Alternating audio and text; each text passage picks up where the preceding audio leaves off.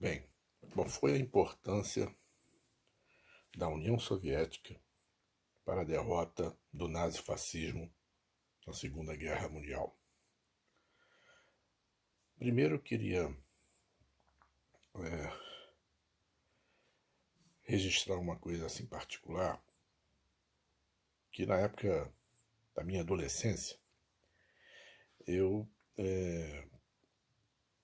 assistia muitos filmes de guerra, séries de guerra, na televisão, e só dava americano, né? Norte-americano, Estados Unidos derrotando os alemães, né? E praticamente nada sobre a União Soviética.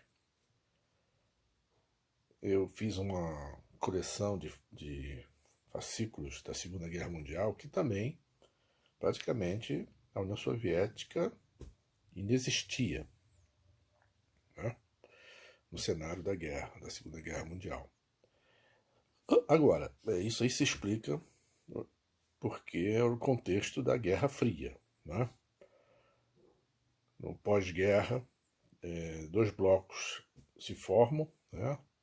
O bloco capitalista liderado pelos Estados Unidos e o bloco socialista liderado pela União Soviética. E no plano ideológico, cultural, cada bloco tentava se valorizar e menosprezar o outro lado. Então, do ponto de vista... E também vivíamos também, na década de 60, que era da minha adolescência, vivíamos uma ditadura militar. Né? E o Brasil, né, esse regime empresarial militar, era totalmente alinhado com os Estados Unidos. Então, tínhamos poucas informações a respeito. Mais adiante, quando me interesso mais pelos estudos de história, é que a gente começa a descobrir a verdade. Né? Então vamos lá, mas antes vamos falar alguma coisa sobre o período imediatamente anterior ao início da Segunda Guerra Mundial. A Alemanha,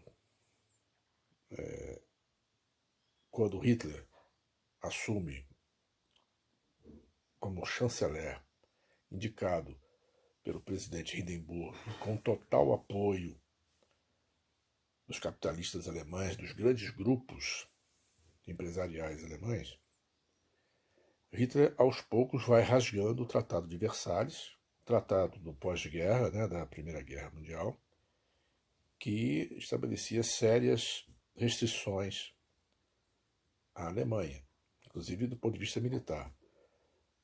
O Hitler ocupa a Renânia, que era uma zona desmilitarizada.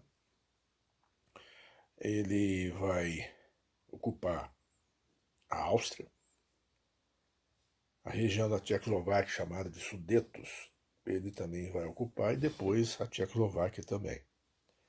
E todos esses passos contaram com o beneplácito das potências ocidentais europeias, Inglaterra e França. Tem-se o argumento de que eles não tomaram nenhuma atitude mais séria, receando uma nova guerra. Mas tem uma outra explicação também. Como a gente sabe, o fascismo ele tem como arqui-inimigo o socialismo. Tá? Então, na visão desses países, inclusive dos Estados Unidos, o fascismo não era mal visto nesse início, porque seria um regime de contenção para evitar revoluções socialistas. Inclusive contava com simpatia de alguns membros dos governos desses países. Então eles achavam que Hitler iria guerrear primeiro com a União Soviética, para conquistar o tal espaço vital que ele estabelecia como prioridade, para que o povo alemão e a Alemanha pudesse crescer e frutificar. Hitler tinha realmente a intenção de ocupar as grandes planícies da União Soviética e também desfrutar dos enormes recursos naturais que a União Soviética possuía. Então, na visão das potências, essa guerra seria, como se fosse, usando essa analogia de briga de cachorro grande, né? E briga de cachorro grande não há nenhum deles que saia sem sequelas graves, né? E na visão desses países, uma guerra entre esses dois gigantes, os dois sairiam arruinados e os abutres capitalistas iriam desfrutar dessa terra aí para reconstruir, para explorar mais essa região. Um outro fato importante que aconteceu antes da guerra foi o pacto de não agressão entre a Alemanha e a União Soviética, é o Pacto Germano-Soviético, conhecido também como o Pacto Ribbentrop-Molotov. Esse pacto gerou muita polêmica, porque ninguém imaginava que dois arqui-inimigos sentariam à mesa e assinariam um pacto de não agressão. Por que esse pacto aconteceu? Inclusive, até partidos de esquerda, comunistas, duvidavam da veracidade desse pacto durante um certo tempo, no início. Mas por que houve esse pacto, né? Quais os interesses aí? A Alemanha já apostava numa guerra, né? Estava se preparando para uma guerra. E não queria ter uma guerra com vários frontes, né? Um ocidental, um oriental. Então, com esse pacto, ela poderia jogar todas as suas forças para o Ocidente, né? A guerra no Ocidente. E qual o interesse da União Soviética? O interesse da União Soviética seria ganhar tempo para se preparar, tendo em vista uma futura guerra contra a Alemanha. Isto porque os líderes soviéticos não tinham a menor ilusão quanto às intenções da Alemanha nazista. Tá? Não acreditavam na boa vontade, de forma alguma. Sabiam que o fascismo, por ser antissocialista, cedo ou tarde voltaria suas baterias contra a União Soviética.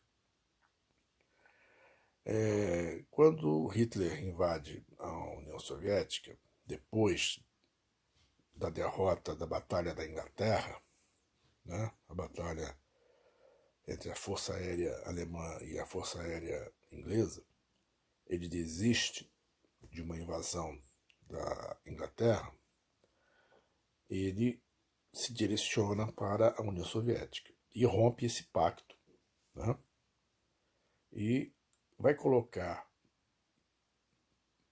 no fronte soviético um contingente enorme de soldados e tropas experientes, muito experientes, uma quantidade enorme de tanques. A Força Aérea Alemã também vai jogar pesado.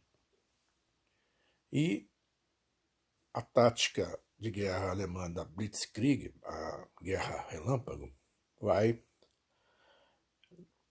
fazer com que os alemães tenham a ideia de que a guerra seria a derrota da União Soviética, seria em poucos meses, né? 2 meses e tal. E realmente no início foi avassalador. A União Soviética foi recuando, né? O Exército Vermelho foi recuando, resistindo o máximo que podia. E os russos fizeram a tática de terra arrasada. O que é isso? Você não deixa nada para o invasor. Destrói pontes, estradas, plantações, casas, queima tudo, destrói tudo, para não dar suprimentos, possíveis suprimentos para as tropas invasoras, né? E a resistência durou mais, a resistência dos soviéticos durou mais tempo do que os alemães imaginavam. E chega o período do inverno russo, que é um período pesado. O inverno russo é um inverno rigoroso, né? Muito rigoroso, e os alemães, dentro daquela perspectiva de uma vitória rápida, eles não estavam preparados, né, para o inverno russo, inclusive o material, o equipamento deles, né? E o inverno vai dar uma condição aos soviéticos de se prepararem melhor. Agora, a batalha central, a batalha mais importante, foi a batalha de Stalingrado.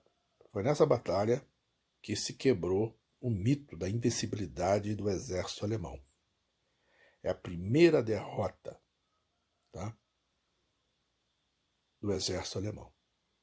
E aí começa, lentamente, a virada da guerra no fronte oriental. E com pesadas perdas, não só soldados, como também de civis. Porque a Segunda Guerra Mundial acabou, né, com aquela visão romântica da guerra, de soldados contra soldados, preservando civis e tal. Isso realmente foi para o espaço, essa visão. E os alemães consideravam, pela ideologia deles de raça ariana, de ser superior, né, a eugenia alemã, que eles seriam, a raça alemã seria superior. E os eslavos, né, que são os povos russos ali daquela região, seriam uma raça inferior e, portanto, escravos dos arianos. E os prisioneiros de guerra soviéticos eram super maltratados e muitos, mas muitos morreram nos campos de concentração de prisioneiros. Fora os judeus dessas regiões onde eles ocuparam, que eram executados com requintes de crueldade. Tá? Então, fazendo um quadro geral, uma estimativa, porque não existem números, né, estatísticas perfeitas nessa área de guerra, porque ninguém fica contando, né? Mas se estima, né, entre 20 milhões a 27 milhões as perdas humanas na União Soviética com a Segunda Guerra Mundial. É o país que mais sofreu perdas, tá, somando soldados e civis. Ok? Se você comparar com os Estados Unidos teve menos de 500 mil soldados mortos. Tá? A França teve menos de 600 mil. A Inglaterra não chegou a 400 mil. Tá? Então, quem suportou, né, quem aguentou duramente a guerra e conseguiu derrotar, invadir primeiro, né, a Alemanha e chegar à capital Berlim, foi o Exército Vermelho da União Soviética. Ok? Então, existem várias narrativas, né, e de cunho ideológico, é lógico, né, para diminuir a participação da União Soviética, do socialismo, na derrota do nazifascismo. Mas a história ultrapassa essas narrativas e esses momentos da conjuntura política, como foi a Guerra Fria, e traz realmente a verdade do que aconteceu na Segunda Guerra Mundial. Um abraço.